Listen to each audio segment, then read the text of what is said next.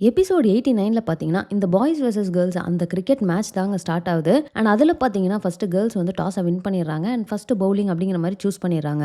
ஒரு சைடு பார்த்தீங்கன்னா, நம்ம தியோ வந்து அஸ் அ கேப்டனா பயங்கரமா டீம பூஸ்ட் பண்ணிட்டு இருக்காங்க. அண்ட் இன்னொரு சைடு பார்த்தீங்கன்னா, நம்ம வேலு அவர் தானே இப்ப கேப்டனா இருக்காரு. அதெல்லாம் ஈஸி மேட்ச்டா, அதெல்லாம் விளையாடிடலாம், ஈஸியா ஜெயிச்சிடலாம் அப்படிங்கிற மாரி அவர் செம்ம ஓவர் கான்ஃபிடன்ஸ்ல இருக்காரு.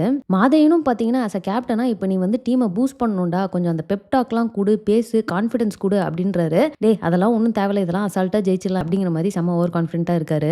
ஸோ ஓப்பனிங் பார்த்தீங்கன்னா வந்து வேலு அண்ட் ரிஷி வந்து போறாங்க. நம்ம ரிஷி எப்பவும் போல போயிட்டு பெஸ்ட் ஆஃப் லக் அப்படிங்கிற மாரி கை குடுக்குறாரு. வேலு வந்து ஒரு மாரி அசிங்கப்படுத்திட்டு போயிடுறாரு. அண்ட் அதே மாரி பேட்டிங் டைம்லயும் பார்த்தீங்கன்னா, அந்த ஈகோ இருந்துட்டே இருக்குது வேலு சைடுல. ஸோ ரிஷிக்கு வந்து எப்படியாவது ஸ்ட்ரைக்க குடுக்காமலே பார்த்துக்கிறது அப்படின்னு சொல்லிட்டு ஃபைனலா பார்த்தீங்கன்னா, ரன் ஓடாம ரன் அவுட்ல வந்து ரிஷிய வந்து தூக்கிடுறாரு.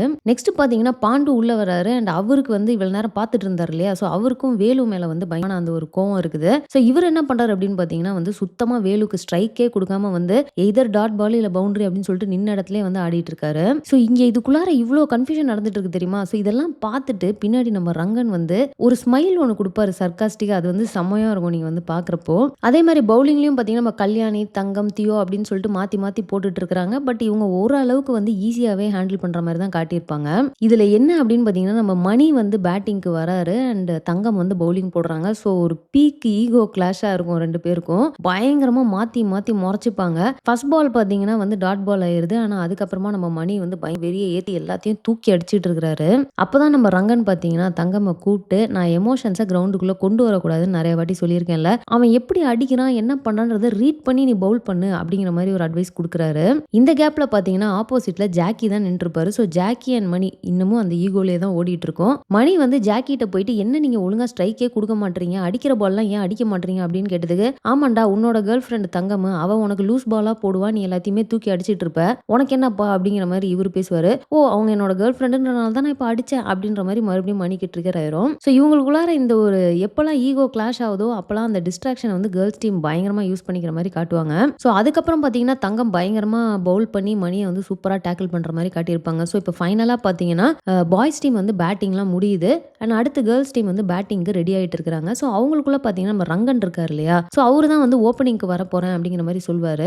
அவரும் வள்ளியும் வர மாதிரி. ஸோ நம்ம ஆல்ரெடி பார்த்துருப்போம் வள்ளி வந்து இதுக்கு முன்னாடி இந்த அகாடமியில் ஜாயின் பண்ணுறதுக்கு முன்னாடியே பார்த்தீங்கன்னா பசங்களோடலாம் சேர்ந்து தான் வந்து விளையாடுற மாதிரி காட்டியிருப்பாங்க. ஸோ ஆல்ரெடி அவங்களுக்கு பசங்களோட விளையாடுற அந்த ஒரு எக்ஸ்பீரியன்ஸ் இருக்குது. ஸோ ரங்கன் பார்த்தீங்கன்னா வந்து நம்ம என்ன பிளான் பண்ணோமோ அதுபடியே நம்ம போவோம், அதுலேருந்து நம்ம டீவியேட் ஆயிர வேணாம் அப்படிங்கிற மாதிரி அவங்களுக்குள்ள பேசிட்டு இருக்காங்க. ஆனால் இந்த சைடு நம்ம பாய்ஸ் டீமில் வேலு பார்த்தீங்கன்னா இன்னமுமே ஓவர் கான்ஃபிடன்ட்ல தாங்க இருக்காரு. அவர் என்ன சொல்வார் அப்படின்னு பார்த்தீங்கன்னா ஒரே ஒரு விக்கெட் தானே, அதாவது நம்ம ரங்கன் விக்கெட்டை சொல்றாரு. அந்த ஒரு விக்கெட் எடுத்தா போதும், என்ன மற்றதெல்லாம் ஒன்றுமே கிடையாது, ஈஸியாக நம்ம இது பண்ணிடலாம், 15 ஓவர்ஸ்லேயே நம்ம ஆல் அவுட் பண்ணிடலாம்னு சொல்லிட்டு பேசிட்டு இருப்பாரு. ஒரு சைடு மாதேன் பார்த்தீங்கன்னா டே கேர்ள்ஸ் டீம் அவ்வளோ கம்மியாக இடம் போட்டுறாதீங்கடா அப்படின்ற மாதிரி அவர் சொல்லுவார். இவர் வந்து அதெல்லாம் மதிக்கிறதாவே தெரியல. அண்ட் ரிஷிக்கும் ஒரு பக்கம் வந்து என்னடா இது இவ்வளோ ஓவர் கான்ஃபிடென்ட்டாக இருக்காரு அப்படி மாதிரி ஒரு மாதிரி டிசப்பாயின்மெண்ட் இருக்கும். ஸோ அதே மாதிரி பேட்டிங் ஸ்டார்ட் ஆகிறப்ப பார்த்தீங்கன்னா ரங்கன் அண்ட் வள்ளி ஓப்பன் பண்ணுறாங்க. வள்ளி வந்து கொஞ்சம் ஸ்ட்ரகிள் பண்ணுறாங்க. பட் அதுக்கப்புறமா நம்ம ரங்கன் பார்த்தீங்கன்னா நீ ரோட்ல பசங்களோட ஆடி இருக்க தானே, அந்த மாதிரி நினைச்ச ஆடு, நீ எதுவுமே பயங்கரமா ஸ்ட்ரெஸ் ஆயிக்காத அப்படின்னு சொல்றாரு. அதுக்கப்புறம் பார்த்தீங்கன்னா வள்ளியும் பயங்கரமா பாலை ஃபேஸ் பண்றாங்க, நிறைய பவுண்டரிஸ் அப்படின்னு சொல்லிட்டு ஷார்ட்ஸ் எல்லாமே சூப்பராக அடிக்கிறாங்க.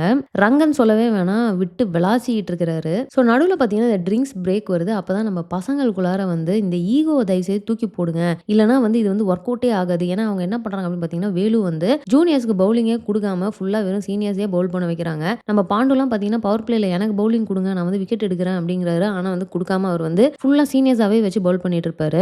மற்ற கேர்ள்ஸ்லாம் வந்து பேட்டிங் ரொம்ப ஸ்ட்ரகிள் பண்ற மாதிரி காட்டியிருப்பாங்க. தியோ வந்து கேப்டன் இல்லையா? ஸோ அவங்க வந்து ஓரளவுக்கு வந்து பால்ஸை ஃபேஸ் பண்ணி அடிச்சிட்டு இருப்பாங்க. பட் அவங்க ஸ்டில் வந்து அவுட் ஆயிடுறாங்க. அண்ட் ஃபைனலாக தங்கம் வந்து உள்ள இறங்குறாங்க அப்பதான் பேட்டிங்க்கு. ஸோ இந்த எபிசோட எண்ட்ல பார்த்தீங்கன்னா உங்களுக்கு வந்து தங்கம் வந்து உள்ள பேட்டிங்க்கு இறங்குறாங்க. அவங்களும் கொஞ்சம் ஸ்ட்ரகிள் பண்ற மாதிரி காட்டுறாங்க. அண்ட் அதோட பார்த்தீங்கன்னா இந்த எபிசோட முடிக்கிறாங்க. ஸோ இந்த எபிசோட் பார்த்தீங்கன்னா வந்து நம்ம ரிவ்யூ அப்படின்னு சொல்றதை விட வந்து இது இந்த எபிசோட பார்த்தீங்க அப்படின்னா நல்லாவே ஓரளவுக்கு இன்ட்ரெஸ்டிங்காக பரபரப்பாக போச்சு. ஸோ எபிசோட் 90ல என்ன நடந்துச்சு அப்படிங்கிறத ரிவ்யூ பண்ணி நெக்ஸ்ட் ஒரு வீடியோவில் போடுறேன், மிஸ் பண்ணாம பாருங்க. ஸோ இந்த வீடியோ உங்களுக்கு பிடிச்சா லைக் பண்ணுங்க, உங்க ஃப்ரெண்ட்ஸ் எல்லாருமே ஷேர் பண்ணுங்க, மறக்காம சேனலை சப்ஸ்கிரைப் பண்ணி சப்போர்ட் பண்ணுங்க. தேங்க்ஸ் ஃபார் வாட்சிங். Bye by.